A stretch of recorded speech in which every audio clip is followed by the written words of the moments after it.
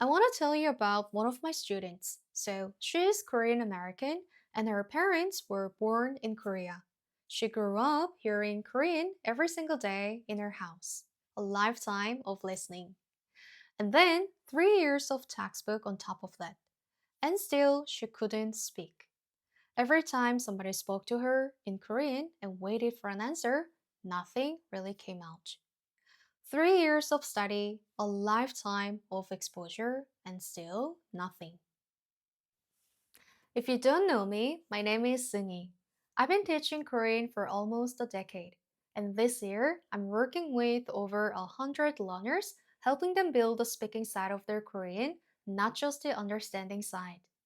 What Rebecca described and what shifted for her is may worth a minute of your attention because I think a version of her situation might be more familiar to you than you expect. When Rebecca first told me about her situation, she said something I hear a lot. I pinned all my hopes on this. If I just work on those levels, I'll be proficient. But after 3 years of textbook, she still didn't feel proficient. It wasn't coming. And here's what made her case interesting to me. She had perfect listening and she could understand everything. Her grammar was very solid. Her vocabulary was strong. She had done more preparation than most students ever do, and it still wasn't coming out. The reason is simple. If you look closely, all that preparation, all the grammar, all the listening was going in. But the part where Korean has to come out in real time with someone looking at her, she had never really trained that part, right?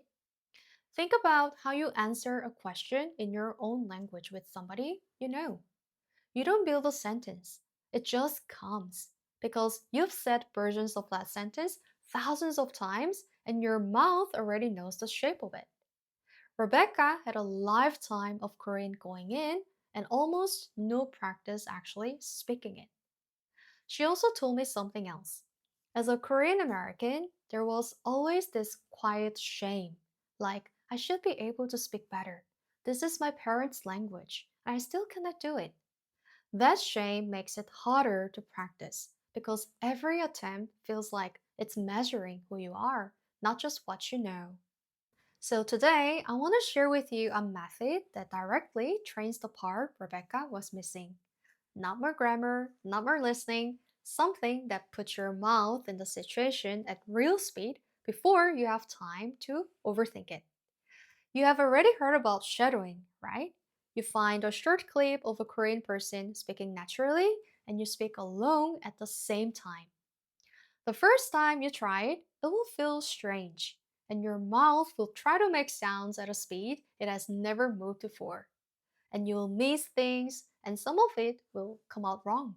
And that is totally fine. You do the same clip again. Try to do it 10 times on the same clip before you go to the something new. Shadowing is not a study technique, it's a physical training technique. When you study Korean, your brain learns what Korean should look like. And when you shadow, your mouth learns what Korean feels like to produce. Those are two completely different things, and one of them has been missing from most students' practice. Think about learning to swim. You can read about it, you can watch videos, and you can understand the technique. But none of that moves you through the water. Only the actual movement does, right? Shadowing is putting your mouth in the water.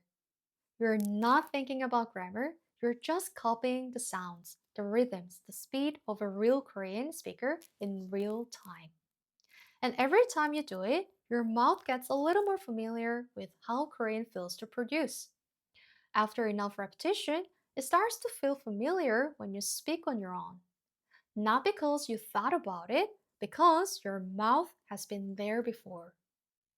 So, how to do a shadowing practice? First, find a short clip of a Korean person speaking naturally. A YouTube interview, or a Korean podcast, or a scene from a drama where somebody is just having a normal conversation. Something real, not a scripted lesson. Second, listen to the whole clip once just to understand what's happening. Third, Play it again and start speaking alone at the same time. Follow as closely as you can. You will, of course, miss things, and that's totally fine. Just stay with it. Fourth, do the same clip again right away. Aim for 10 rounds before moving to something new. The goal is not to understand every word, but the goal is to get your mouth familiar with how Korean moves at real speed. If you don't have a video in mind, just use the videos I uploaded a few days ago to practice with slow Korean. Rebecca told me the biggest thing she learned was repetition. Not passive exposure, but actual repetition.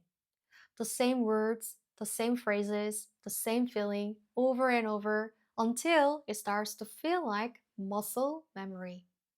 She said she had to stop reaching for written resources, stop looking things up, and just focus on what she actually wanted to say. That shift, she said, was the thing that changed everything. She also told me she feels lighter now. The pressure is different. It's not like I have to perfectly answer every grammar point, but it's more like I want to speak. She's planning to visit her family in Korea soon and actually use her Korean with them. That's the reason she kept going.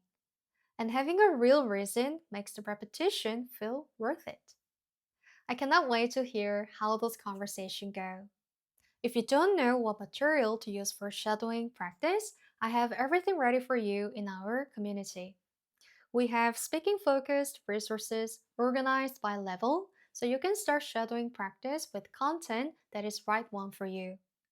Build your shadowing habit there and watch your speaking confidence grow from inside out.